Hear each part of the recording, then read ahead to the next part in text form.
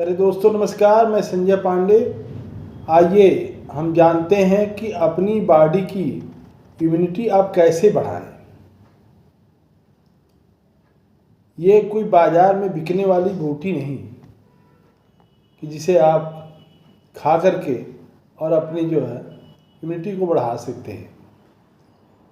Immunity बरसों से तैयार किए होने वाले सुरक्षा कवच है जो हमारे शरीर को सुरक्षित रखता है।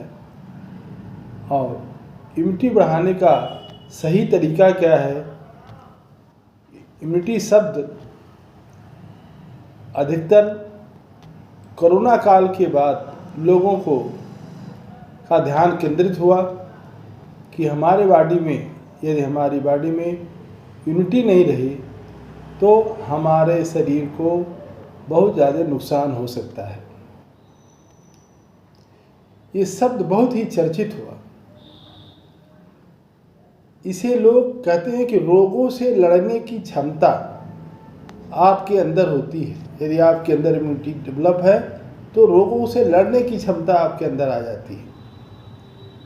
आम भाषा में कहें कि शरीर की फिटनेस इतना अच्छा हो, आंतरिक ताकत इतनी अच्छी रहनी चाहिए कि हम हर एक रोगों से लड़ सके, हर एक बैक्टीरिया से हम लड़ सकें। इम्यूनिटी हमारे शरीर की सुरक्षा प्रणाली कही गई है। वायरस, बैक्टीरिया, फंगस ये सभी हमारे दुश्मन हैं। जब बॉडी पे इनका इफेक्ट ज़्यादा पड़ने लगता है तो यदि हमारी इम्यूनिटी पावर अच्छी रहती है तो इसे हम रोकने में कारगर हो जाते हैं। अब इम्यूनिटी पावर को कैसे बढ़ाएं, इसके बारे में बताया गया है कि यदि हमारी पाचन क्रिया अच्छी है, हमारी जठराग्नि अच्छे से काम कर रही है, हमारे जो भी भोजन हम कर रहे हैं वो आसानी से पच जा रहे हैं, तभी आपके बॉडी की इम्यूनिटी अच्छी हो सकती है। इसीलिए कहा गया है कि आप भोजन उतना ही करें जितना आपके शरीर में कोई परेशानी आपको न महसूस हो। यदि पूरी तरह से जो भी भोजन आपने किया अगर पूरी तरह से वो पचा तो शरीर के हर एक अंगों में, जैसे पोषक तत्व हमारे शरीर की जो सब धातुएं हैं, रस, रक्त, मांस, मेद, अस्थि, मज्जा और शुक्र को ये पुष्ट करता है। तो यदि ये सारी चीज़ें हमारी सही है, अच्छी से है, एक्टिव कंडीशन में है, तो हमारे शरीर में कोई भी रोग डेवलप नहीं हो सकता। अब इसके लिए हमें क्या करना चाहिए, क्या उपचार इसका अपनाएं, क्या अपने अंदर बदलाव करें कि हमारे अंदर इम्यूनिटी बनी रहे और विशाल मात्रा में बनी रहे। इसके लिए बताया गया है कि वातावरण इस क्षमता को भी प्रभावित करता है। एक सिद्धांत है कि हाइजीन हाइपोथेसिस, इसके अनुसार जब बच्चों को जितना स्टेरिलाइज्ड या अधिक साफ सफाई वाले माहौल में रखते हैं उतनी ही उसकी इम्यूनिटी कमज़ोर होने लगती है। बच्चे तुरंत संक्रमण की चपेट में आ जाते हैं। इम्यूनिटी कोई मांसपेशी नहीं जिसे सप्लीमेंट खा करके उसे बनाया जा सके। बोन मैरो में नई कोशिकाओं को बनने और उनको परिपक्व होने में हफ्तों का समय लग जाता है। हमारे शरीर के लिए हमारे दोस्त क्या हैं और हमारे शरीर के लिए दुश्मन क्या है। यदि हम पर्याप्त नींद नहीं ले रहे हैं, 7 से 8 घंटे तक सो नहीं रहे हैं, तो निश्चित ही आपकी बॉडी की इम्यूनिटी पावर कमज़ोर होगी।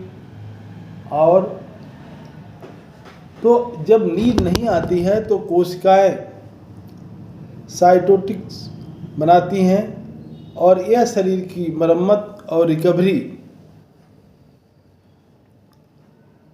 सबसे ज़रूरी बताया गया है। प्रोबायोटिक्स जो हमारे शरीर के दोस्त मानी गई है, हमारी इम्यूनिटी का 70% हिस्सा आंतों में होता है। दही जैसे खाद्य पदार्थ अच्छे बैक्टीरिया बढ़ाते हैं, जिससे पाचन बढ़िया होता है। विटामिन डी यह लिम्फोसाइट्स यानी टी सेल्स को सक्रिय करने में का काम करता है। विटामिन ई, तो यदि हम सुबह विटामिन डी चाहते हैं तो 15 से 20 मिनट तक धूप में रोज बैठें प्रातःकाल। संतरे से आपको विटामिन सी मिलेगा, पालक से आयरन और एंटीऑक्सीडेंट मिलता है, बादाम से विटामिन ई मिलती है, पपीता, विभिन्न रंगों के फल और सब्जियां आप जरूर खाएं। नियमित पैदल जरूर चलें। शरीर में सक्रियता बढ़ाने रखने के लिए व्यायाम जरूर करें, जिससे हमारे सफ़ेद रक्त कोशिकाएं शरीर में संक्रमण के खिलाफ बेहतर काम करने में सक्षम होती हैं। पर्याप्त पानी पिएं। शरीर में विषाक्त पदार्थ हमारे शरीर से निकलते हैं इससे, और हमारा इम्यून सिस्टम सुचारू रूप से काम करना शुरू कर देता है। सेहत के दुश्मन क्या क्या है? अत्यधिक चीनी खाना, चीनी से बने पदार्थ, फास्ट फूड, ये हमारे सफ़ेद रक्त कोशिकाओं के कीटाणुओं को मारने की क्षमता कम कर देता है। लगातार तनाव में रहना, तनाव के कारण पैदा होने वाले कोर्टिसोल हार्मोन्स और जो इम्यून सेल्स की संख्या को कम करता है और शरीर में सूजन को बढ़ाता है। नींद की कमी होने के कारण देर रात तक जगने या मोबाइल चलाने से हमारे शरीर की रिकवरी समय पर नहीं हो पाती, जिसके कारण हम संक्रमण के शिकार हो जाते हैं।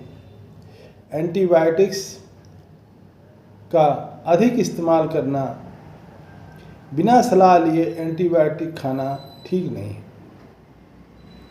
बैक्टीरिया को ख़त्म करके कुदरती इम्यूनिटी को भी ये कम करता है। बैक्टीरिया जो हानिकारक कीटाणु हैं उसे तो समाप्त करता ही करता है, मगर हमारे जो अच्छे कीटाणु हैं, जो हमारी बॉडी को अच्छे से रखने में, जिसको हमने बहुत दिनों से सजो के रखा है, उसको भी ये मार देते हैं, जिससे हमारी बॉडी की इम्यूनिटी कमज़ोर होने लगती है। अत्यधिक निष्क्रियता, आलस के कारण जीवन रक्त संचार धीमा कर देता है इससे, और आपका इम्यूनिटी सेल्स सक्रिय नहीं रह पाता। अत्यधिक शराब, धूम्रपान करने के कारण फेफड़े, लीवर की सुरक्षा परत कमज़ोर होने लगती है, जिससे वायरस शरीर में आसानी से प्रवेश करने में उसको सफलता मिल जाती है। हम अपने जीवन की शैली में दोस्त और दुश्मन क्या माने,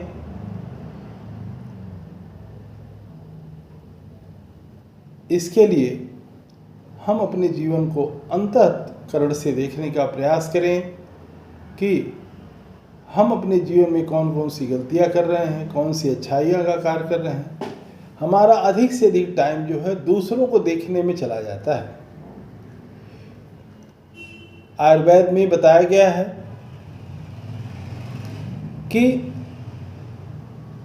अगर आपकी जठराग्नि अच्छी है, पाचन तंत्र आपका अच्छा है, यदि भोजन आपका समय से पच जाता है, तो निश्चित ही शरीर को हर एक गुण जो है बॉडी को मिलते रहते हैं और हमारा बॉडी का हर एक पार्ट अच्छे से काम करने लगता है और फिर लोग कहते हैं कि हमारी इम्यूनिटी पावर अच्छी हो गई है। अपने जीवन में विषैले पदार्थ आप मौसम के अनुसार भोजन करें, योग करें, प्राणायाम करें, सात्विक भोजन करें और ताज़ा भोजन करें। मानसिक सेहत के लिए शांत और प्रसन्नचित्त रहने का प्रयास करें।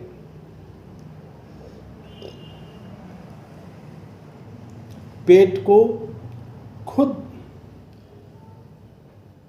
जैसे कहा जाता है कि पेट को खुश कैसे रखा जाए, पेट हमारा जो भी भोजन हम करते हैं वो आसानी से कैसे पचे, इसके लिए हमें अपने भोजन को 4 भागों में डिवाइड करते हैं।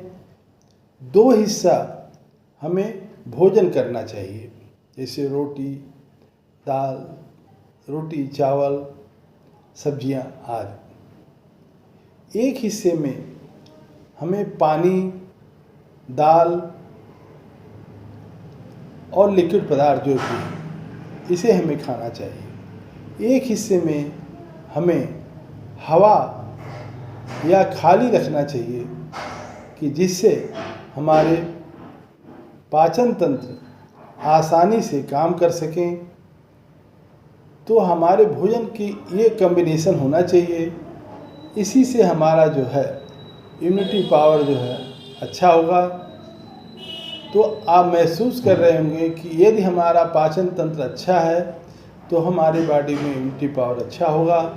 यदि पाचन तंत्र हमारा अच्छा नहीं है तो हमारी बॉडी का इम्यूनिटी पावर खराब होगा। इसी के साथ विदा लेते हैं। तो आइए अपने बॉडी को आप ध्यान करें और अपनी इम्यूनिटी को बढ़ाएं। इसी के साथ प्रणाम।